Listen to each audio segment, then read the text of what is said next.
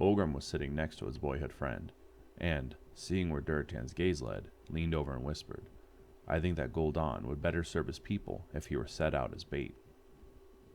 Durotan looked away so that no one else would see him smile. He did not know how experienced Gul'dan was as a shaman. Surely he must have some ability, or else Ner'zhul would not have taken him on to succeed him. But he was not a very prepossessing orc. Shorter than many, softer than most. With a short bushy beard, he did not exemplify the orc as a warrior, but Durotan supposed that one did not have to be a hero to contribute. Now that one, she is a warrior born. Durotan looked in the direction that Ogrim had indicated, and his eyes widened slightly. Ogrim had spoken the truth. Standing tall and straight, her muscles rippling beneath smooth brown skin in the firelight, as she reached and sliced a chunk of meat off the roasting Talba carcass. The female in question seemed to Durotan to be the epitome of all the orcs valued. She moved with the feral grace of one of the black wolves. Her tusks were small, but sharpened to deadly points. Her long black hair was pulled back in an efficient but attractive braid. Who is she?" Durotan murmured, his heart already sinking. Surely this magnificent female was a member of another clan. He would have noticed if such a beauty, strong, supple, graceful, had been in his own clan. Ogrim gofled and slapped Durotan on the back. The sound and gesture caused several heads to turn in their direction, including, Durotan realized, that of the lovely female. Ogrim leaned in to whisper the words that made Durotan's spirit rise. "You unobservant dog. She is a frostwolf. I'd have claimed her for myself if she were of my own clan." A frostwolf. How in the world had Durotan failed to notice such a treasure in his own clan? He turned his gaze from Ogrim's grinning visage to look at her again. He found her staring directly at him, their gazes locked. "Draka!"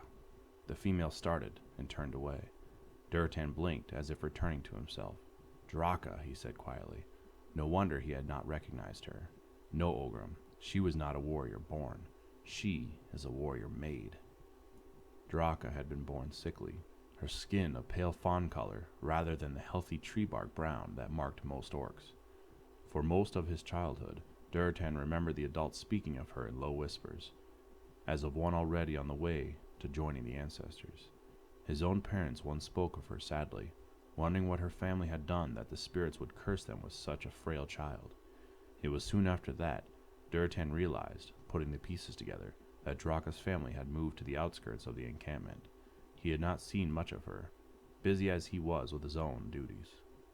Draka had sliced off several chunks of meat and brought them back to her family. Durotan noticed two younglings sitting with the orcs who presumably were her parents. Both looked fit and healthy. Feeling her gaze upon him, Draka turned her head and met his eyes steadily. Her nostrils flared as she sat up straighter, as if daring Durotan to look upon her with pity and compassion rather than admiration and respect. No, this one did not need any pity. By the grace of the spirits, the healing of the shaman, and the power of the will he could see burning in her brown eyes, she had cast off her childhood frailty to mature into this vision of female orc perfection. His breath escaped him in a whoosh as Ogrim elbowed him. Durotan glared at his childhood friend. "Stop gaping. It makes me want to put something in your mouth to shut it," Ogrim grumbled. Durotan realized he had indeed been gaping, and that more than one knowing, grinning glance was coming his way. He returned his attention to the feast, and did not glance at Draka again for the rest of the night. But he dreamed of her, and when he awoke, he knew that she would be his. He was the heir to chieftaincy, and one of the proudest of the orc clans. What female could deny him? "No," Draka said. Durotan was stunned. He had approached Draka the next morning and invited her to go hunting with him the following day, alone. Both knew what that meant. Male and female hunting in a pair was a courtship ritual, and she had rebuffed him. It was so unexpected he did not know how to react. She watched him almost contemptuously, her lips curving around her perfect tusks in a smirk. "Why not?" Durotan managed. "I am not yet of age," she replied. The way she phrased it made it sound more like an excuse than a reason. But Durotan would not be put off so easily. "I had intended this to be a courting hunt. That much is true," he said bluntly. "But if you are not of age, I will respect that. Still, I would like your company. Let this be a hunt shared by two proud warriors, nothing more." Now it was her turn to be startled. Duratan guessed that Draka had expected him to either push the point or leave in anger. She paused, her eyes wide. Then she grinned. I will come on such a hunt, Duratan, son of Garad, leader of the Frostwolf clan. Duratan thought he had never been happier. This was vastly different from the usual hunt. He and Draka had set a brisk, loping pace. All his challenges with Ogrim had given Duratan stamina, and for a moment he worried he was going too fast. But Draka, born so fragile and now so strong, kept up with him. They did not speak much. There was little to say. They were on a hunt. They would find prey, kill it, and bring it back to their clan. The silence was easy and comfortable. He slowed as they moved into open territory and began to scan the ground. There was no snow on the earth, so tracking was not the simple job it was in the winter months. But Duratan knew what to look for: disturbed grass, broken bush twigs, an indentation, however slight, on the soil. Cleft hooves, he said. He rose and scanned the horizon in the direction they had gone. Draka still crouched on the earth, her fingers delicately moving aside the foliage. One is injured, she announced. Duratan turned to her. I saw no blood. She shook her head. No blood, but the pattern of prints tells me this. She pointed where he had looked. He saw nothing to alert him to an injured beast and shook his head puzzled. No, not this print. The next, and the one after that. She moved along, careful where she placed her feet, and suddenly Duratan saw what she had. The indentations of one hoof were slightly less deep than the other three. The beast was limping. He turned admiring eyes on her, and she flushed slightly. It is easy to read, she said. You would have found it yourself. No, he admitted honestly. I did not. I saw the prints, but I did not take the time to observe them in full detail. You did. You will make an excellent hunter one day. She straightened and looked at him proudly. Something warm and simultaneously strengthening and weakening rushed through him. He was not one to pray, but now as he looked at Draka standing before him, he sent a quick prayer to the spirits. Let this female look agreeably upon me. They followed the trail like wolves on the scent. Duratan had stopped leading. This female was his equal in tracking. They complemented one another well. He had the sharper eyes, but she looked more deeply at what he found. He wondered what it would be like to fight beside her. Their eyes on the earth before them, they loped around a sharp turn. He wondered what it would be like to. The great black wolf, crouched, snarling over the same animal they had been tracking, whirled. For an endless instant, three predators regarded one another. But even before the mighty beast had gathered itself to spring, Duratan had charged. The axe felt as nothing in his arms as he lifted and struck. It sank deep into the creature's torso, but Duratan felt the retaliatory bite from yellow teeth crunch down on his arm. Pain, white-hot and shocking, coursed through him. He tore his arm free. It was harder this time to lift the axe with his arm pumping blood, but he did. The wolf had turned its attention fully upon Duratan, its yellow eyes boring into his, its mouth open in a roar. Its hot breath stank of rancid meat. At that instant, before the great jaws could close upon his face, Duratan heard a war cry. There was a flurry of movement in the corner of his eye. Draka sprang upon the beast, her long, ornamented spear preceding her. The wolf's head snapped back as the spear pierced its midsection. In the instant of inattention, Duratan hefted his axe again and brought it down as hard as he could. He felt it cut through the animal's body, down, striking earth, going deep, lodging so firmly he could not pull it out immediately. He stepped back, panting. Draka stood beside him. He felt her warmth, her energy, her passion for the hunt as powerful as his. Together they stared at the mighty beast they had slain. They had been taken unawares by an animal that usually requires several seasoned orcs to bring it down, and they were still alive.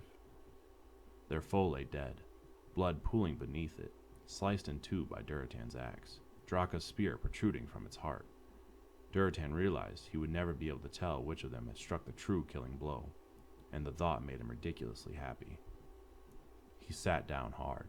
Draka was there, quickly washing the blood from his lacerated arm, only to mutter under her breath as one more came. She tended him with healing salves and tightly wrapped bandages, along with some bitter-tasting herbs she added to the water, and ordered him to drink. After a few moments, the dizziness went away. "Thank you," he said quietly. She nodded, not looking at him. Then a smile quirked one corner of her mouth. What is so funny? That I was not able to stand? His voice was harsher than he had intended, and she looked up quickly, surprised at his tone. Not at all. You fought well, Durtan. Many would have dropped their axe after such a blow. He felt oddly pleased by her comment, delivered as a factual statement rather than flattery. Then, what amuses you? She grinned, meeting his eyes evenly. I know something, and you do not know it. But, after this, I think I will tell you. He felt himself smiling too. I am honored. I told you yesterday I was not of age for a courtship hunt. True? Well, when I said that, I knew I would soon come of age. I see, he said, though he didn't, not quite. Well, when will you come of age? Her smile broadened. Today, she said simply. He looked at her for a long moment, then, with no word, pulled her to him and kissed her. Talgoth had been observing the orcs for some time. Now, he withdrew from them, their bestial nature offending him. Being a Minari was better, except for the female creatures with the leathery wings and tail. Minari slaked their lust with violence, not coupling. He preferred it that way. He would, in fact, have preferred to have slain the two on the spot, but his master had been quite clear about intervening. There would be questions asked if these two did not return to their clan, and though they were as unimportant as flies to him, flies could become a nuisance. Kil'jaeden wanted him to only observe and report back, nothing more, and so Talgoth would. Revenge, mused Kil'jaeden, like fruit on a tree, was sweetest when allowed to fully ripen. There had been moments over a long stretch of years when he had harbored doubts about being able to locate the renegade Eridar. The more Talgoth shared with him, however, the more confident and delighted Kil'jaeden grew. Talgoth had served him well. He had observed the pathetic so-called cities the once mighty Velen and his little handful of Eridar had created. He had observed how they lived, hunting like the creatures who called themselves orcs, putting grain in the ground with their own hands. He had watched them trade with the hulking, barely verbal creatures, treating them with a courtesy that was positively laughable. Talgoth sensed some echoes of former grandeur in the buildings and limited technology, but overall, Talgoth felt that Kil'jaeden would be pleased with how low his former friend had fallen. Draenei, they called themselves now, the Exiles, and they had named the world Draenor. Kil'jaeden realized that Talgoth was perplexed when, rather than focusing on Velen himself, Kil'jaeden wanted to know more about the orcs. How were they organized? What were some of their customs? Who were their leaders, and how were they chosen? What was important to them as a society, and as individuals? But Talgoth's job was to report, not to evaluate, and he answered his master to the best of his ability. When at last Kil'jaeden had learned everything that Talgoth had learned, right down to the names of the two beasts running after their kill together, he was satisfied, for the moment at least. At long last, revenge would be his. Velen and his upstart companions would be punished, but not quickly, not with an army of enhanced Eridar to rend them to pieces of bloody pulp. That would be too merciful. Kil'jaeden wanted them dead, yes, but he wanted them broken, humiliated, crushed as utterly and completely as an insect beneath a booted foot. And now, he knew exactly how to do it. Chapter 6. The lessons from that time were bitter, bought with blood and death and torment. But ironically, the thing that nearly destroyed us was the thing that would redeem us later, a sense of unity. Each clan was loyal to itself, fiercely dedicated to its members, but not to the others. What we united under and against was dreadfully wrong, and for that, we are atoning still. Generations after me will still pay for those mistakes. But the unity itself was glorious, and it is that lesson I wish to recover from the ashes. It is that lesson that caused me to speak with the leaders of so many seemingly different peoples, to work together towards goals we can all be proud of. Unity, harmony, that is the good lesson of the past. I have learned it well. Ner'zhul looked up into the twilight sky content. The sunset was brilliant tonight. The ancestors must be pleased, he mused, taking a small amount of pride in the thought. Another Kosh'harg festival had come and gone. They seemed to him to come much harder on each other's heels than they had in the past. And each time the celebration occurred, there was something to rejoice in, and something to mourn. His old friend Kashur, He understood that her clan, the Frostwolves, had addressed her as Mother, had passed to the ancestors. From what he had heard, she had died bravely. She had insisted on joining a hunt, something she had not done for years. The Frostwolves had hunted Clefthooves, and the ancient mother had been in the vanguard of the charging warriors. She had been trampled to death before anyone could intervene to save her, and Ner'zhul knew that even as her clan mourned her, they celebrated her life and how she had chosen to depart it. Such was the way of the orcs. He wondered if he would see her, and then chided himself for the thought. He would see her if she saw fit to reveal herself to him. Death was not the vast desert of sorrow to a shaman that it was to other orcs, for they had the privilege to again be in the presence of the beloved dead, learn their wisdom, feel their affection. The Frostwolves had had a double tragedy, for the intervening time between Koshargs had claimed their leader Garad as well. The Frostwolves had had the misfortune of one deceptively sunny day to stumble across no fewer than 3 ogres and one of their monstrous masters. The hideous creatures were stupid but fierce, and the Gron was a cunning foe. The orcs were victorious, but at a grave cost. Despite all the healers could do, Garad and several others died from their injuries that black day.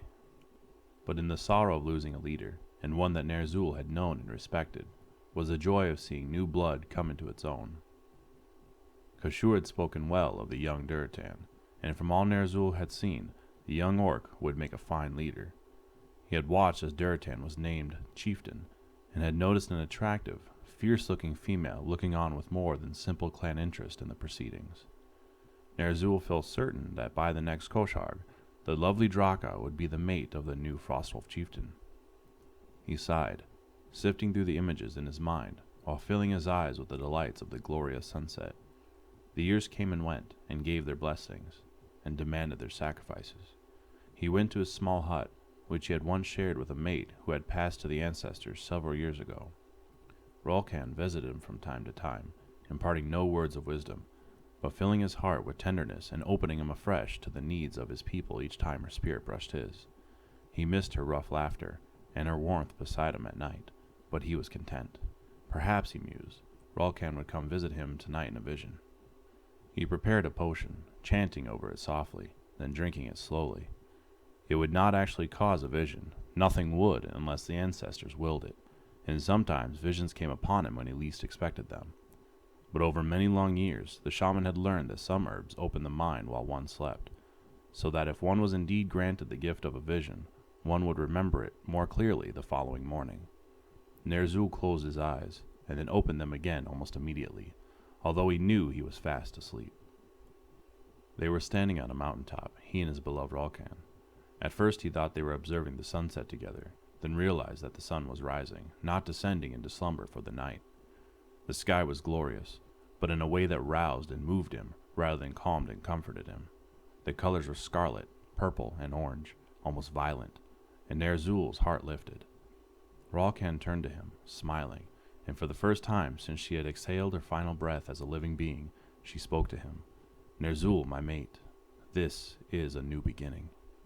He gasped, trembling, overcome with love for her, flooded with a simmering excitement roused by the vibrant colors of the sunrise. A new beginning. "You have led our people well," she said, "but the time has come to deepen the old ways. Take them further, for the good of all." Something rose inside his mind to nudge at his conscious thought. Rolkan had not been a shaman. She had not been a chieftain. She had only been her wonderful self, which had been more than enough for Ner'zhul. But she had held no position in life that would make it likely that she would speak so authoritatively. Annoyed at his lack of faith, Ner'zhul pushed the voice down. He was not a spirit. He was only flesh and blood, and though he understood the spirit ways more than most, he also knew that there was much he would never understand until he stood with them. Why wouldn't Rolkan speak for the ancestors? "I am listening," he said. She smiled. "I knew you would," she said. "There are dark and dangerous times ahead of us for the orcs. Hitherto, we have only come together at the Kosharg festivals. Such isolation must end if we are to survive as a race." Rolkan looked into the sunrise, her face thoughtful and shadowed. Ner'zhul ached to hold her, to take her burden as his own as he always had in life. But now, he knew he could not touch her, nor force her to speak, so he sat silently, drinking in her beauty, ears straining for her voice. There is upon this world a blight, Ralkan said quietly. It must be eliminated. Say it, and it will be done, Ner'zhul swore fervently. I will always honor the advice of the ancestors. She turned to him, then, her eyes searching his as the light grew brighter. When it is eliminated, our people will stand proud and tall, even more than they are now. Power and strength will be ours. This world will be ours, and you, Ner'zhul, will lead them. Something in the way she said the words made Ner'zhul's heart leap. He was already powerful. He was honored, perhaps even revered by his own clan, the Shadowmoon clan. He was the leader of all the orcs, in fact, if not in name. But now, desire stirred in his heart for more, and fear stirred in him too, dark and unpleasant, but something that must be faced. What is this threat that must be eliminated before the orcs can claim what is rightfully theirs? She told him. What does this mean? Durotan asked. He broke his fast with the two people in his clan he trusted most, Draka, his intended, whom he would wed with full ceremony at the next full moon, and Drekthar, the new head shaman of the clan. Durotan, along with everyone else, had mourned the passing of Mother Krashur. Durotan knew in his bones that she had intended to die that day, and wished to make a good death. She would be missed, but Drekthar had proved himself a worthy successor. Fighting back his personal grief, he had stepped in as the primary healer of the hunt then and subsequently. Krashur would have been proud. Now the three sat and ate in the chieftain's tent, where Durotan, chieftain since his father's death in the battle against the Graan and their ogres, now dwelt. Durotan was referring to the letter that had recently arrived, borne by a long, lean courier on a long, lean black wolf. He again perused its contents as he ate porridge made from blood and grain. On to Durotan, chieftain of the Frostwolf clan. The shaman Ner'zhul gives greetings. I have been granted visions by the ancestors that concern us all, as orcs, rather than individual clan members. I would speak with the leaders of all the clans on the 12th day of this moon, as well as every shaman of every clan. You are to come to the foot of the sacred mountain. Meat and drink will be provided. If you cannot attend, I will take it as a sign that you do not care for the future of our people and act accordingly. Forgive my brusqueness, but this matter is of utmost urgency. Please respond via my courier.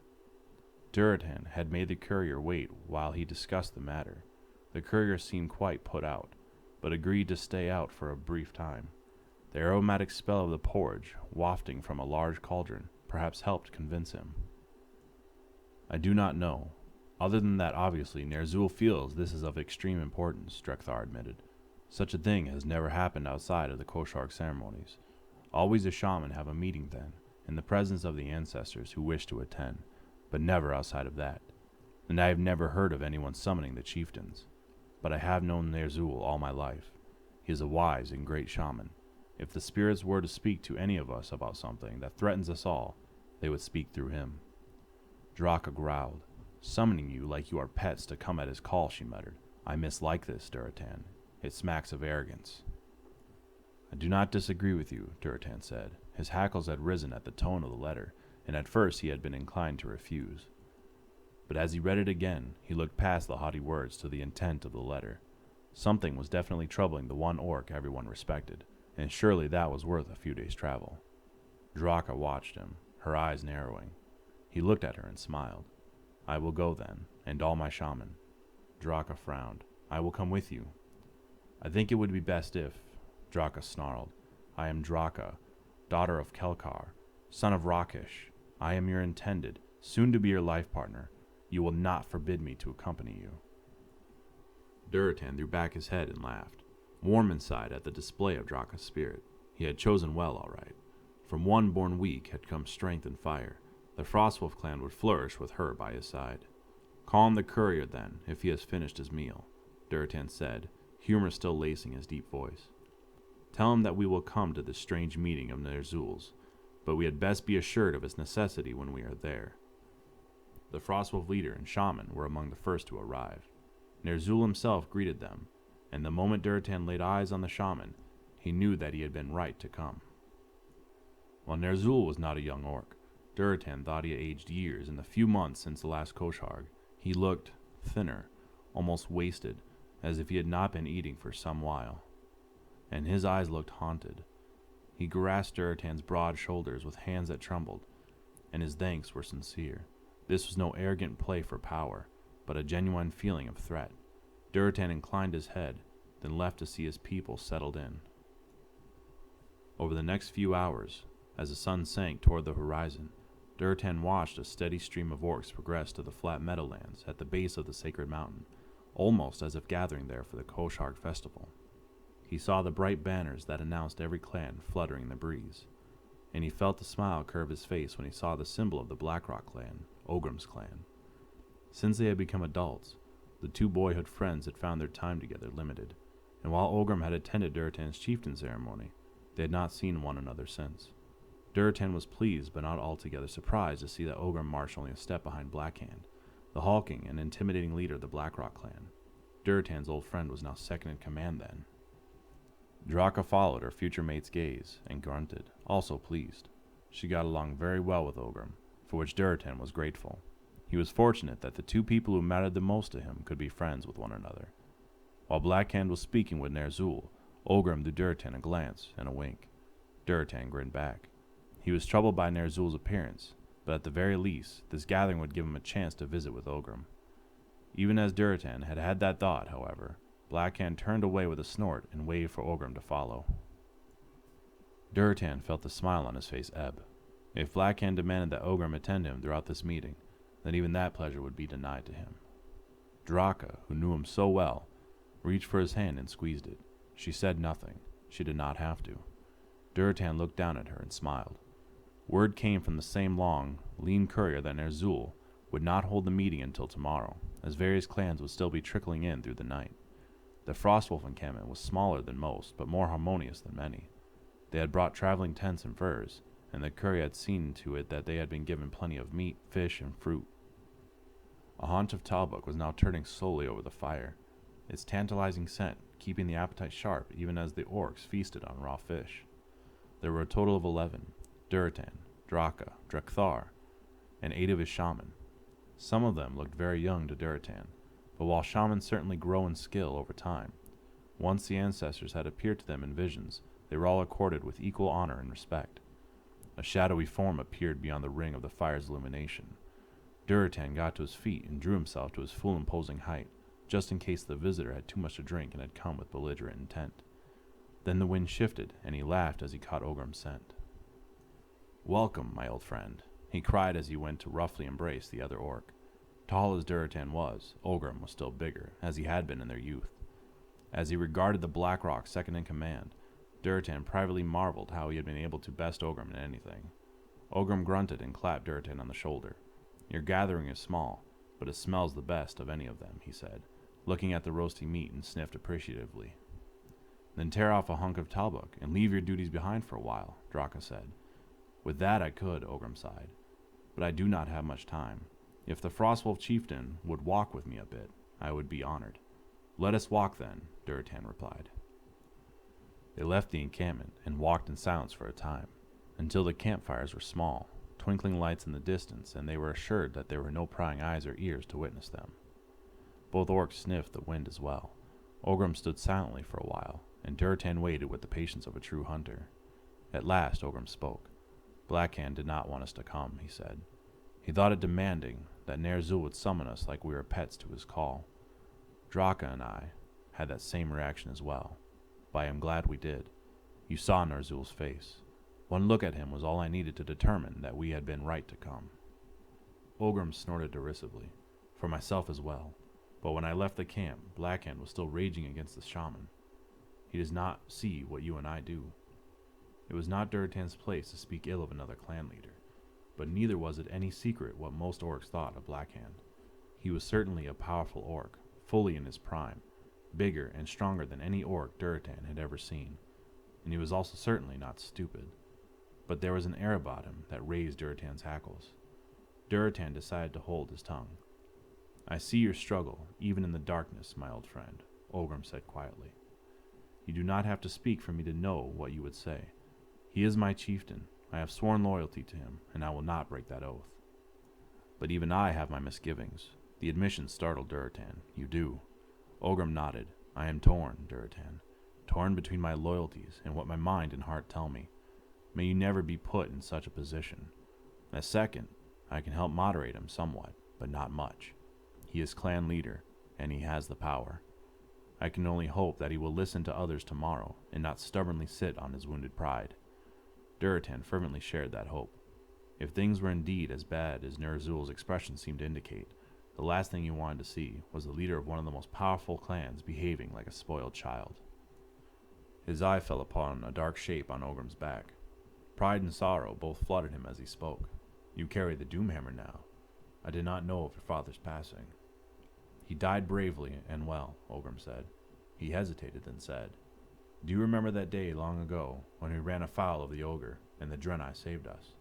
I can never forget it, Durotan said. Their prophet spoke of a time when I would receive the Doomhammer, Ogrim said. I was so excited at the thought of wielding it in a hunt. That was the first time I understood, really understood, that the day it became my weapon would be the day I would be fatherless. He unstrapped the weapon from his back and hoisted it. It was like watching a dancer, Durotan thought, a balance of power and grace. The moon shone down upon Ogrim's strong body as he moved, crouched, sprang, swung. Finally, breathing heavily and sweating, Ogrim replaced the legendary weapon. It is a glorious thing, Ogrim said quietly. A weapon of power, a weapon of prophecy, the pride of my lineage. And I would shatter it into 1,000 pieces with my own hands if it would bring my father back. Without another word, Ogrim strode back toward the small cluster of twinkling fires. Durotan made no move to follow. He sat for a long time, staring up at the stars, sensing deep within his soul that the world he would behold upon awakening tomorrow would be radically different than the one he had known all his life. Chapter 7. I know well that we lost more than we gained, we orcs. At that point, our culture was unspoiled, innocent, pure. We were like children who had always been safe, loved, and protected. But children need to grow up. And we as a people were too easily manipulated. There is a place for trust. No one can accuse me of not knowing this. But we must also be careful. Those who have fair faces can deceive, and even those whom we believe in with all our souls can beguiled. It is the loss of our innocence that I am lament when I think back to what those days must have been like, and it was our innocence that led to our downfall. It was a long line of solemn faces that turned to look at dye-gathered leaders of the orc clans. Durotan stood next to Draka, his arm about her waist in a protective gesture, although he was not sure why he felt she needed defending. His eyes widened as they met Drekthar's, and he saw in his friend and advisor's face something that chilled him to the bone. He wished he could stand with Ogrim. They were of different clans and different traditions, but other than his intended, there was no one Durotan trusted more. But Ogrim, of course, stood beside his chieftain Blackhand, who looked around at the gathered shaman with thinly concealed annoyance. He has been too long away from the hunt, that one, Draka murmured, nodding in Blackhand's direction. He is spoiling for a fight. Durotan sighed. He may well get it. Look at their faces. I have never seen Drekthar so, not even when Mother Kishor's body was broken, Draka said. Durotan did not reply, merely nodded and continued to observe. Nerzul strode forward into the center of the gathered crowd. Everyone moved back to give him more room. He began to walk sunwise in a circle, murmuring. Then he paused and lifted his hands. Fire burst forth in front of him, leaping skyward in a display that brought soft sounds of appreciation even from those who had seen such things many times before. It stood, towering over them for a long moment, then subsided, settling down to become a traditional bonfire, albeit a magical one. As the darkness falls, in more ways than one, sit you beside the fire, Nerzul commanded.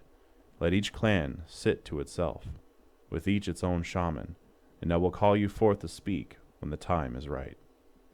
Perhaps you wish us to fetch a slain beast for you, too, came a fierce, angry voice, and lie obediently at your feet at night. Durotan knew that voice. He had heard it raised often enough at the Koshag festivals in his youth, and had heard its owner utter cries to chill the bone during hunts. It was distinctive and unmistakable. He turned to look at Grom Hellscream, the youthful leader of the Warsong clan, and hoped that the outburst would not overly delay whatever it was Nerzul had to tell them all. Hellscream stood in front of his clan, more slender than most orcs. but still tall and imposing. The Warsong colors were red and black, and while Hellscream wore no armor, the simple learners in those strong hues served to send an imposing message nonetheless. He folded his arms and glared at Ner'zhul. Ner'zhul did not rise to the bait, merely sighed deeply. Many of you feel your honor is offended, this I know.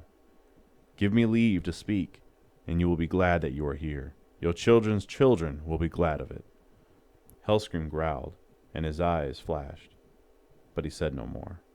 He stood for a moment longer, then with a shrug, as if to indicate that it was by his own will, he sat. His clan followed his lead. Ner'zhul waited until there was quiet, and then began to speak. I have had a vision, he said, from one of the ancestors, whom I trust more than I can possibly say. She has revealed to me a threat, lurking like a poisonous scorpion under a flowering bush. All the other shaman can attest to this, once they have the opportunity to speak. It grieves and infuriates me that we have been so duped. Durotan hung on the shaman's words, his heart racing. Who is this mysterious enemy? How had so dark a foe escaped their notice? Ner'zhul sighed, looking down on the ground, then shook himself. His voice was deep and confident, if laced with sorrow. The enemy of which I speak, he said heavily, is the Draenei. Chaos erupted. Durotan stared, disbelieving. He looked around, seeking Orgrim's gaze, and stared into his friend's wide gray eyes, seeing there the same stunned shock that he himself felt. The Draenei. Surely something was wrong. The Gron, yes. Perhaps they had stumbled across some secret knowledge to use against the hated orcs. But no, not the Draenei. They were not even fighters on the level that the orcs were. They hunted, yes, that was true, but they needed meat as much as any orc in order to survive. They could stand against the Gron, and sometimes had assisted a hunting party a time or two. Durotan's thoughts went back to the day when two young orc children were fleeing before an ogre whose footsteps made the earth tremble, and the tall blue figures that had appeared out of nowhere to save them. Why would they risk themselves to save two boys if they were truly as methodically evil as Ner'zhul believed? It made no sense. Nothing about any of this made sense. Ner'zhul was clamoring for silence, and not getting it. Blackhand was on his feet, veins standing out his thick neck, while Ogrim was doing what he could to placate his chieftain. Then a terrible noise pierced the air, shattering the ears and almost stopping the heart. Grom Hellscream stood as well, his head thrown back, his chest thrust forward, and his black jaw opened so wide it seemed almost to have unhinged itself like a snake's. Nothing could compete with Hellscream's war cry, and stunned silence ensued. Grom opened his eyes and grinned at Ner'zhul, who seemed completely nonplussed at having a former antagonist become an ally so quickly. Let the shaman continue, Hellscream said. So utter was the silence after his outburst that the words were heard by all, even though they were spoken in a conversational tone. I want to hear more of this new, old enemy. Ner'zhul smiled gratefully. I know this startles you. It shocked me as well. But the ancestors do not lie. These seemingly benevolent people have been waiting for years until the time is right to attack us. They sit safely behind their strange buildings, made of materials we do not understand, and they harbor secrets that could benefit us greatly. But why? Durotan spoke, even before he himself realized he had. Heads turned to look at him, but he did not back down. Why do they want to attack us? If they harbor such vast secrets, what do they need from us? And how could we possibly defeat them if this is true? Ner'zhul looked discomforted. That I do not know, but I do know the ancestors are concerned. We outnumber them, Blackhand growled. Not by that much, Durotan shot back. Not against their superior knowledge. They came here on a ship that sails between worlds. Blackhand, think you they will fall to arrows and axes? Blackhand's heavy brows drew together. He opened his mouth to retort. This has been simmering like a stew on a fire for many decades. Ner'zhul interrupted, forestalling the argument. Resolution and eventual victory will not come overnight. I do not ask you to go to war at this moment, but simply to be aware, to prepare, to discuss with your shaman the right course of action, and to open your minds and hearts to a union that will ensure triumph. He spread his hands imploringly. We are separate clans, yes. each with its own traditions and heritage. I am not asking you to give up that proud history, merely asking you to open your minds to a unity that takes the clans that are strong alone and turns them into an unstoppable force. We are all orcs, Blackrock, Warsong, Thunderlord, Dragonmaw. Don't you see how little those distinctions matter? We are the same people.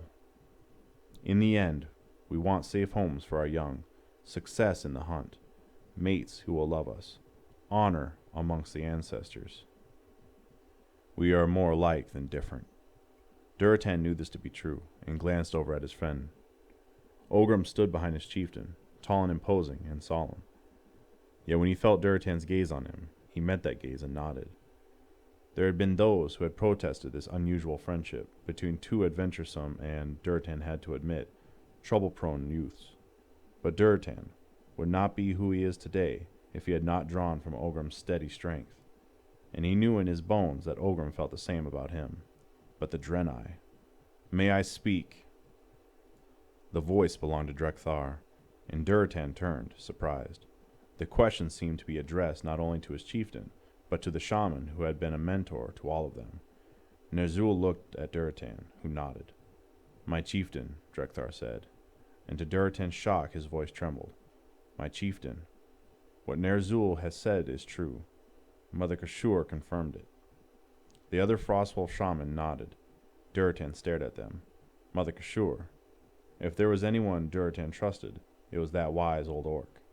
His mind went back to the moment when he stood in the cavern, feeling the cold air that was not air on his face, listening and watching with every fiber of his being as Mother Kashur spoke to someone he could not see, but who he knew was there. Mother Kashur said the Draenei are our enemies? He asked, hardly able to believe his ears. Drekthar nodded. It is time for the clan chieftains to listen to their own shaman, as Duratan has, said Ner'zhul. We will reconvene at twilight, and the chieftains will tell me their thoughts. These are the people you know and trust. Ask them what they have seen. The gathered crowd began to disperse. Slowly, looking at one another cautiously, the Frostwolf clan wandered back to their own encampment. As one, they sat in a circle and turned their attention to Drekthar, who began to speak slowly and carefully. The Draenei are not our friends, he said. My chieftain, I know you and the Doomhammer Blackrock stayed with them one night. I know that you spoke well of them. I know that it appears they saved your life. But let me ask you, did nothing strike you amiss? Duratan recalled the ogre bearing down on them, bellowing in fury, its club swinging. And with an uncomfortable sensation, he recalled how very, very quickly the Draenei appeared to rescue him and Ogrim, how they could not return home as it was so conveniently close to twilight. He frowned. It was an uncharitable thought, and yet. Your brow furrows, my chieftain. I take it, then, that your youthful faith in them is now starting to wane. Duratan did not answer, nor did he look at his clan's head shaman. He stared down at the earth, not wanting to feel this way, but unable to stop the doubt from creeping into his heart, like the cold fingers of a frosty morning. In his memory, he again spoke to Restalon, telling the tall blue Draenei, we were not as we are now. No, you are not, Restalon had said. We have watched the orcs grow in strength and skill and talent. You have impressed us. He felt again a sharp sting, as if the compliment were a carefully crafted insult, as if the Draenei thought they were superior, even with their strange, unnatural blue skin, their legs shaped like those of a common Talbuk, with long reptilian tails and shiny blue hooves instead of decent feet like the orcs had. Speak, my chieftain. What do you recall? Duratan told him in a rough and heavy voice of the fortuitous arrival of the Draenei, of Restalon's near arrogance, and Velen, their prophet, asked many questions about us. He was not making idle conversation. He truly seemed to want to know about the orcs. Of course he did, Drekthar said. What an opportunity. They have been plotting against us since they arrived, and to find two, forgive me, Duratan, but two young and naive children to tell them everything they wanted to know. It must have been quite an event. The ancestors would not lie to them, especially about something so important. Duratan knew this. and now that he recalled the events of that day and night in this new light of knowledge, it was obvious how suspicious Velen's actions were. And yet, was Velen such a master of deceit that the sensation of trust both Ogrim and Durotan had felt had all been a lie? Durotan bowed his head. "There is a part of me that doubts yet, my friends," he said quietly. "And yet, I cannot stake the future of our people on such thin ice as my own personal doubts. Ner'zhul did not propose an assault tomorrow. He asked for us to train, and watch, and prepare, and draw closer as a people. This I will do, for the good of the Frostwolves and the good of the Orcs." He looked at each worried face in turn, some merely friends, some, like Drekthar and Draka, known and loved. The Frostwolf clan will prepare for war. Chapter 8. How easily the mind can be turned to hate from a place of fear, an instinctive, natural, protective response. Instead of focusing on the things that unite us, we focus on what divides us. My skin is green, yours is pink. I have tusks, you have long ears. My skin is bare, yours is covered with fur. I breathe air, you do not. If we had done such things, the Burning Legion would not have been defeated, for I would never have wished to ally with Jaina Proudmoore or fight alongside elves. My people would not have survived to befriend the Tauren or the Forsaken. So it was with the Draenei. Our skin was reddish-brown then, theirs was blue. We had feet, they had hooves and a tail. We lived mostly in the open, they lived in enclosed spaces. We had a fairly short lifespan. No one knew how long-lived they were. Never mind that they had shown us nothing but courtesy and openness, that they had traded with us, taught us, shared whatever they were asked to share. They had no bearing now. We had heard from the ancestors, and we saw with our own eyes how different they were. My prayer, every day, is for wisdom to guide my people. And in that prayer is couched a plea, never to be blinded by such trivial differences. The training began. It had always been custom among nearly every clan to begin training the younglings once they celebrated their 6th year. But previously, the training had been serious but relaxed. Weapons were for hunting animals, not sentient beings who had their own weapons and skill and technological advantages, and there were plenty of hunters who could easily bring down prey. A young orc learned at his or her own pace, and there was plenty of time for play and enjoying simply being young. No longer. The plea for unity among the orcs was answered. The couriers exhausted their beasts riding to and fro between clans carrying messages. At one point, some bright fellow came up with the idea of training bloodhawks to carry the letters. It took some doing and did not happen overnight, but gradually Durotan grew used to seeing the scarlet birds fluttering to Drekthar and others in the clan. He approved of the idea. Every warm body was needed if battle plans were to be successful. While spears, arrows, axes, and other weapons worked well against the animals of the field and forests, they would need to be supplemented with other types of weapons if they were to be used against the Draenei. Protection would be vital, and whereas before the smiths and leathercrafters focused on armor that would blunt attacks from claws and teeth, now they had to create things that would save the wearer if you were impaled or slashed by a sword. Those who understood the craft of smithing had been few previously. Now, the master smiths found themselves teaching dozens at a time. The forges rang day and night with the sound of hammers and the hiss of hot metal being plunged into water barrels. Many spent long days swinging picks, forcing the earth to yield the necessary minerals for crafting weapons and metal armor. Hunts, which had been conducted as need arose, were now daily events, as food needed to be dried and preserved, and skins were required for armor. The younglings who lined up for training looked very young indeed to Durotan, who was one of the many instructors. He recalled his father teaching him the ways of axe and spear. What would he think of these small ones, all but buckling beneath shiny metal armor, holding weapons that no orc had ever before borne? Draka, with whom he had joined in a quick, quiet ritual, as he did not want to take time or resources away from war training, touched his back gently. Always, she knew what he was thinking. It would be better if we had been born in a time of peace, she agreed. Even the most bloodthirsty knows the truth of that. But we are where we are, my mate, and I know you will not shirk this task. He smiled sadly at her. Nay, I will not. We are warriors. We thrive on the hunt, on the challenge, on the spilling of blood and the cries of victory. They are small, but they are not weak. They will learn. They are frostwolves. He paused, then added fiercely, they are orcs. Time is passing, said Rolkan. I know, but you would not have our people go into battle unprepared, Ner'zhul replied. The Draenei are vastly superior as it stands now. Rolkan grunted unhappily, then smiled. Ner'zhul looked at her. Was it his imagination, or did the smile seem forced? We are training as fast as we can, Ner'zhul added quickly, not wishing to offend the spirit who had been his life mate. Rolkan was silent. Clearly it was not fast enough. Perhaps you can help us, he said. He was aware that he was babbling. Perhaps there is knowledge that you have that... Rolkan frowned, then cocked her head. I have told you all I know, she said. But there are other powers, other beings, that the living do not know of. Ner'zhul almost stumbled at her words.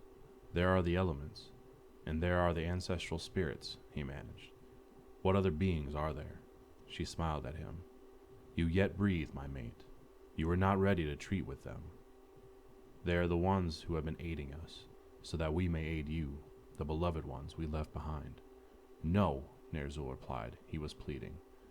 But he could not help it. Please, we need aid if we are to protect the future generations from the Draenei's insidious plots. He did not say that he was enjoying being the center of attention from every single orc in every single clan. He did not say that her earlier promise of power had made him think on such things, and begin to desire them. But even more than that, she had instilled such terror of the monstrous Draenei that the sudden holding back on her part unnerved him totally. Rolkan looked at him appraisingly. Perhaps you are right, she said. I will see if they will speak to you. There is one whom I trust the most, whose concern for our people is deep and abiding. I will ask him. He nodded, almost ridiculously pleased at her words, then blinked awake. A smile stretched his lips. Soon, he would see this mysterious spirit, this benefactor, very soon. Gul'dan smiled at him as he brought in fruit and fish to break his master's fast. Another vision, my master. He bowed low as he presented the food and cup of steaming herbal tea. Upon Rolkan's advice, Ner'zhul had begun drinking a tincture of certain herbs, brewed to a precise strength. Rolkan assured him that it would continue to ensure that his mind and spirit remained open to visions. Ner'zhul had found the concoction unpleasant at first, but had showed no sign of his dislike. Now, he found he enjoyed the beverage first thing in the morning, and 3 more times throughout the day. He accepted the cup, and sipped it as he nodded in response to Gul'dan's question. Indeed, and I have learned something important. Gul'dan, for as long as there have been orcs, there have been shaman. And the shaman work with the elements, and with the ancestors. Gul'dan's face wore an expression of puzzlement. Yes, of course. Ner'zhul couldn't stifle a grin that stretched his lips wide over his tusks. And that is still true. But there is more than we know of. More that the ancestors can see, but we as living beings cannot. Rolkan has told me she has been in contact with such beings. They have wisdom and knowledge even beyond that of the ancestors, and they will come to aid us. Rolkan says there is one in particular who has chosen to take the orcs under his wing, and soon he will show himself to me. Gul'dan's eyes sparkled. And to me too, perhaps, master. Ner'zhul smiled. You are a strong one, Gul'dan, he said. I would not have chosen you as my apprentice if that were not the case. Yes, I think so. When he has deemed you worthy, as he has deemed me. Gul'dan lowered his head. May it be so, he said. I am so honored to serve. This is a time of great glory for the orcs. We are blessed to live to see it. The Blackrock clan, with Blackhand himself in the vanguard, had begged for the honor of being first to strike. There had been some resentment and grumbling, but the hunting skills of the Blackrock were legendary. And they were a logical first choice, as they also lived fairly near Telmore, one of the smaller or isolated cities. They had been given the first efforts at armor, swords, metal-tipped arrows, and other weapons of war that would bring down the Draenei.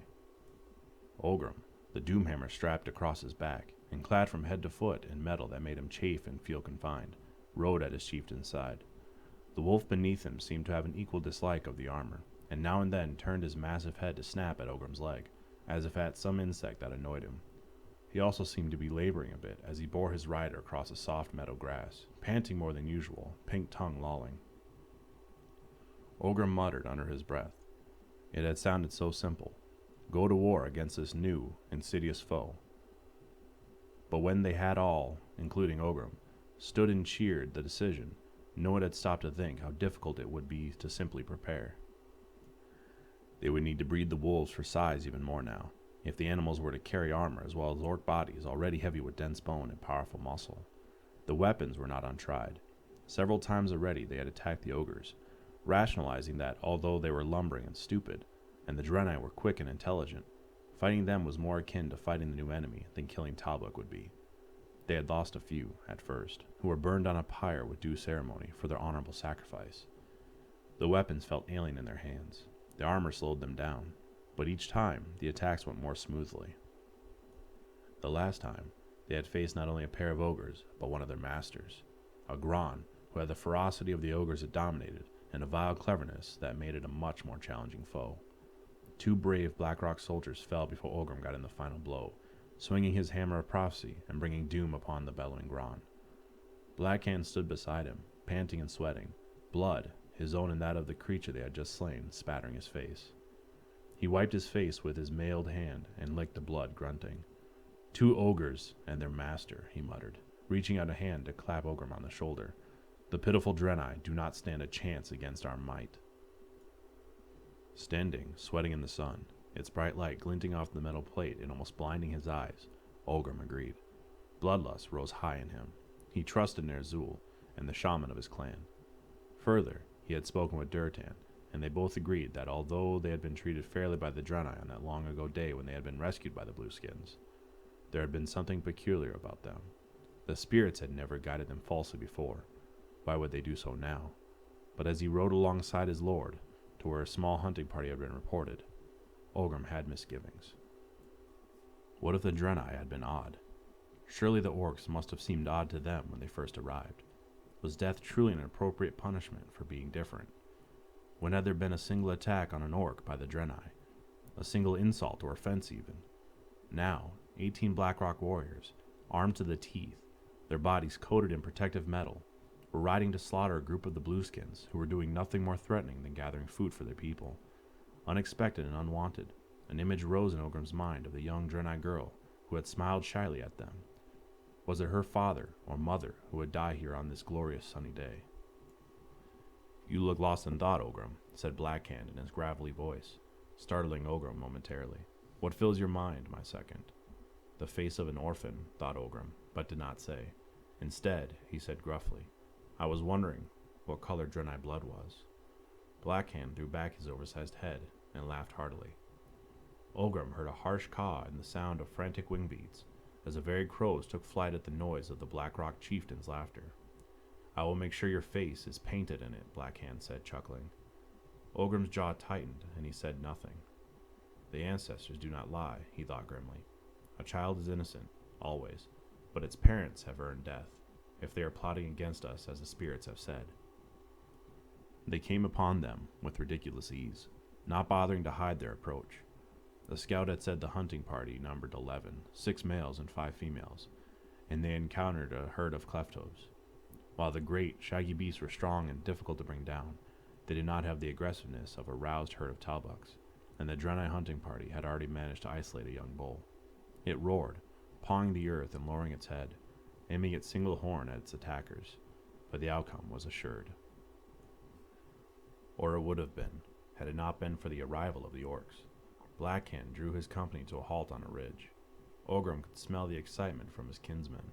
Their bodies quivered with anticipation in their newly crafted armor, their hands clenched and unclenched, wanting to curl about the weapons that were only now becoming familiar.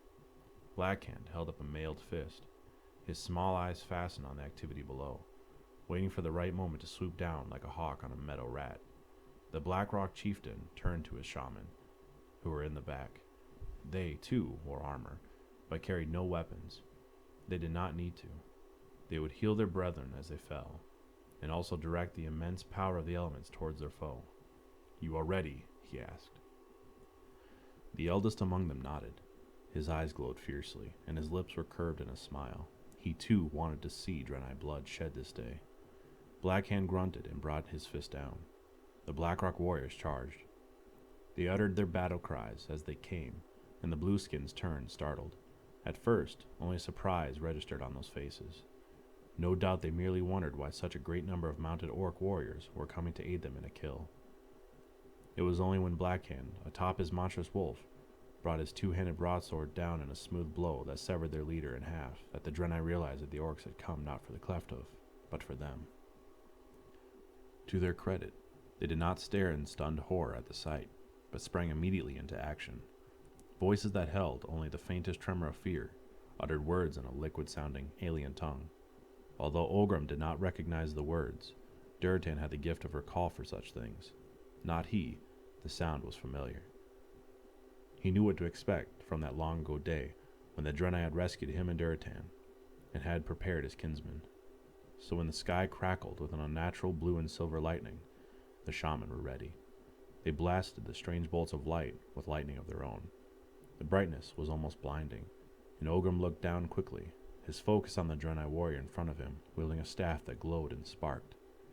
He roared and lifted the Doomhammer over his head, and brought it crashing down upon his enemy. The armor the Draenei warrior wore could not withstand such an attack, and crumpled like a thin tin bracelet. Blood and brains spattered the ground. Olgrim looked up, searching for his next target. Some of the black rocks were held in the magical netting created by one of the Draenei's foul, unnatural lightning. They were proud and strong warriors, but they screamed in agony as the netting burned its way into their skin. The acrid odor of burning flesh mixed with the wreck of blood and fear in Olgrim's nostrils. It was an intoxicating smell. He felt a wind brush his face, chasing away the sense of battle and infusing his lungs with energy. Olgrim selected the one he would next kill and raced towards the warrior, a female who had no weapon, but who was wreathed in a pulsating blue energy. Olgrim grunted in surprise as the Doomhammer struck Die Field and bounced off, the shock shivering up the weapon into his arms and jarring him to the bone. One of the shamans stepped in, the crackling sound of lightning vying with the mysterious, magical energies of the Draenei, and Olgrim cheered as he saw the good, natural lightning beat back that blue field. He swung again, and this time the Doomhammer crunched down on the blue-skinned skull almost satisfactorily. It was all but over now. Only two remained standing, and in a heartbeat they had fallen beneath a mass of armored brown bodies. A few more shouts and grunts, and the unmistakable sound of bladed weapons sinking into flesh, and then all was silent. The cornered Clefthoof had escaped.